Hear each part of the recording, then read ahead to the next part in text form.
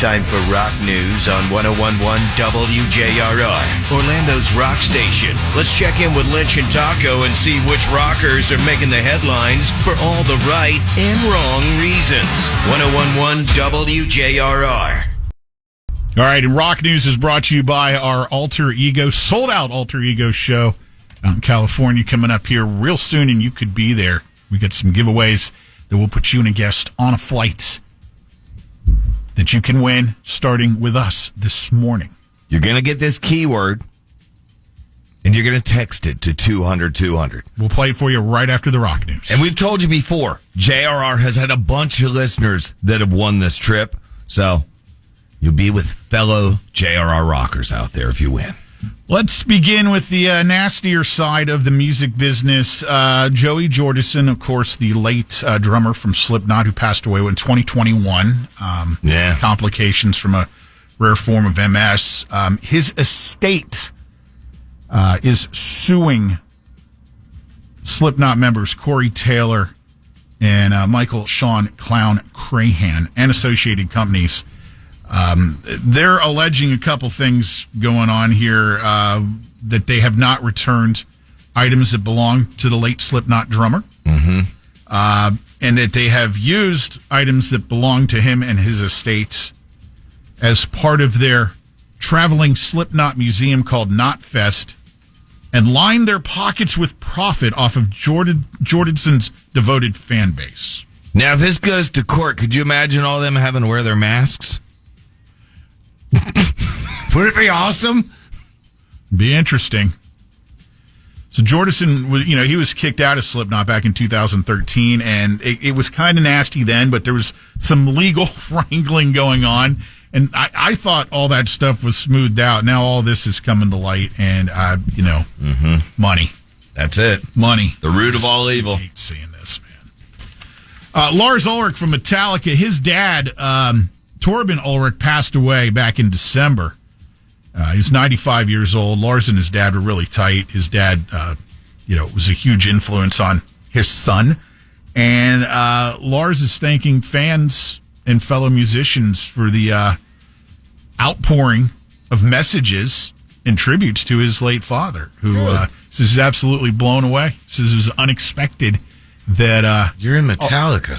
But I mean, think about it. People know that you're dead. People know more about people in Metallica than they do other bands, probably. No. So they know he's pretty, was tight with his dad. And his dad Torben was. You'd see him pop up in a lot of the Metallica stuff over the years. So fans, felt like they had somewhat of a loss too. But outpouring of emotion to Lars. That's awesome. 95, though, not too shabby. Yeah, really. 95. Wasn't Lars going to play tennis or something? Yeah, there was a whole... He does play. His dad was a big tennis deal. That's what I thought, Yeah. I remember seeing something on that. Yeah. You remember the disaster that was the Blue Ridge Rock Festival that that was back in September in Alton, Virginia, when a evacuation was necessitated after storms blew in, severe storms.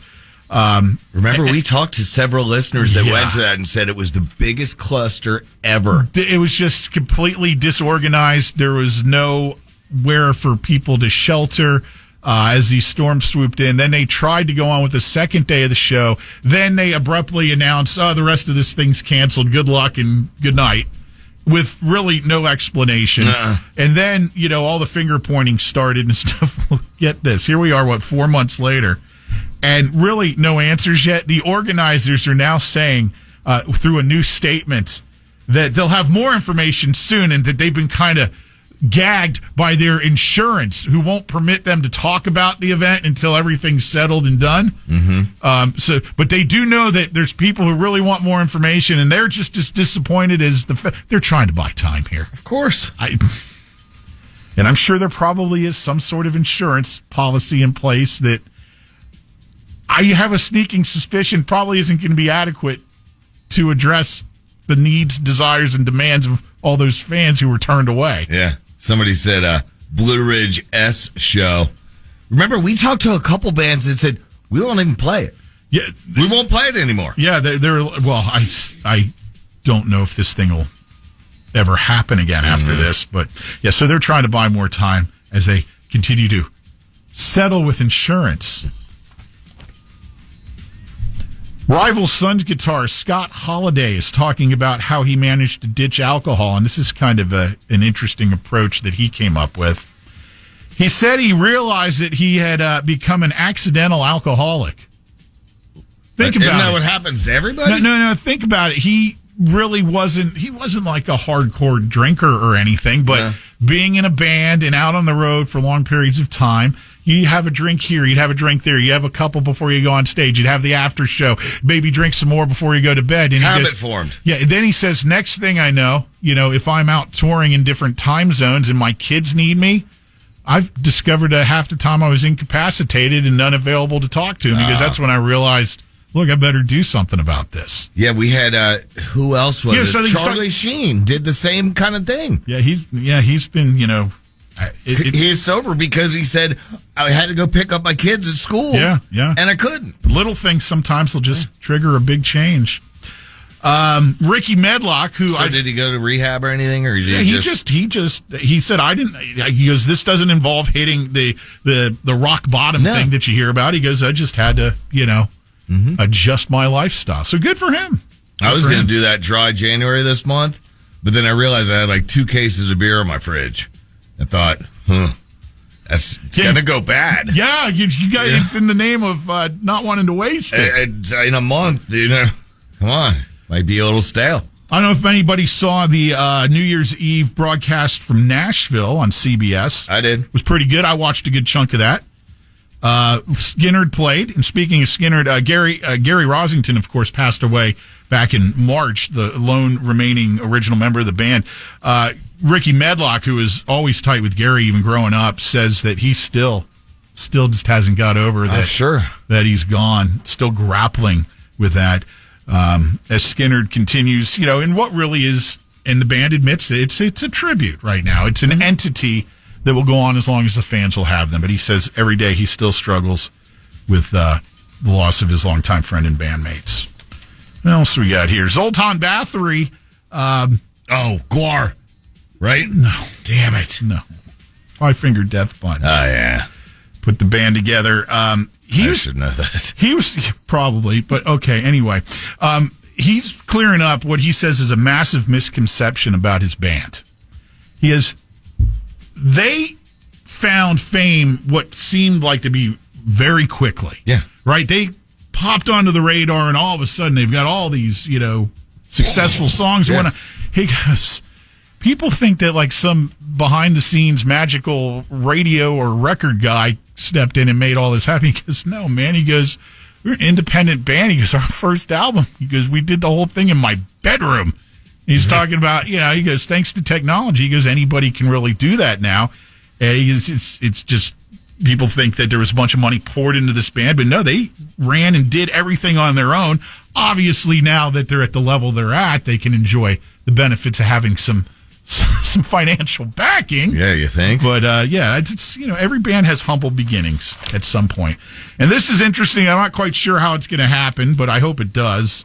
Down, which of course features Phil Anselmo, Pepper Keenan, Clark Weinstein, and Jimmy Bauer, as well as Pat Bruders, apparently are working on new music, which I find interesting because Phil is kind of tied up in this whole Pantera thing right now. A little bit, yeah. And they're going to keep going with that for a while. But musically, they are apparently coming up with some new tunes.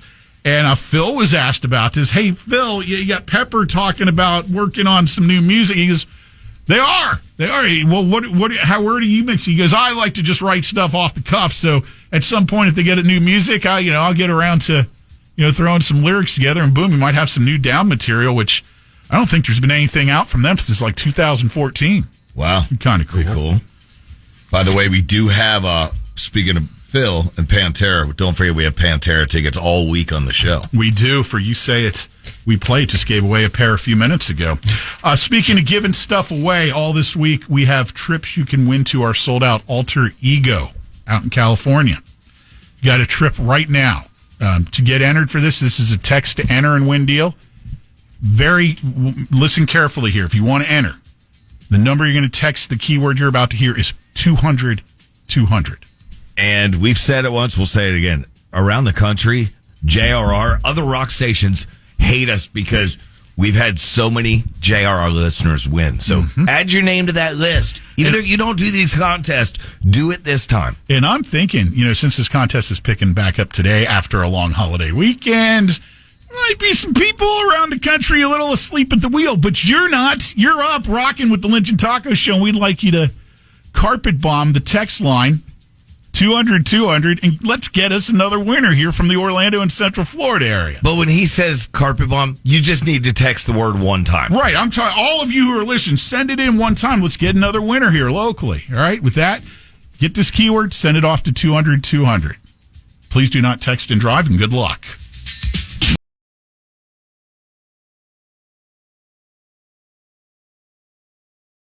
This is 101.1 WJRR, Orlando's rock station.